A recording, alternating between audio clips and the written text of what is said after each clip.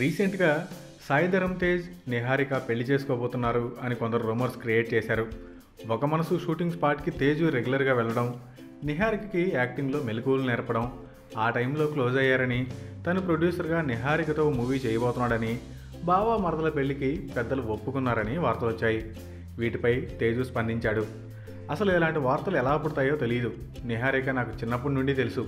ఇద్దరం కలిసే పెరిగాం. నాకు తమ్ముడున్నాడు. మా ఇంట్లో ఆడపిల్లలు లేరు. నిహా నాకు చెల్లెలు లాంటిది. మా ఇద్దరికి పెళ్ళి అనే న్యూస్ విని హట్ అయ్యాను. ఏదైనా ఉంటే నాకు టచ్లోకి వచ్చి ఈ విషయం కనుక్కుని రాయండి. ఇలాంటి పుకార్లు పుట్టించే ముందు మేమెంత ఫీల్ అవుతామో ఆలోచించండి అంటూ తేజు బాధపడ్డాడు.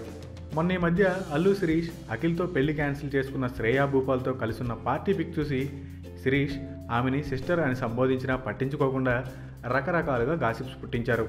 ఇప్పుడు తేజు క్లారిటీ ఇవ్వడంతో ఈ రూమర్స్కి చెక్ పెట్టినట్టు అయింది. Thanks for watching. For more interesting updates, don't forget to subscribe Filmy Looks.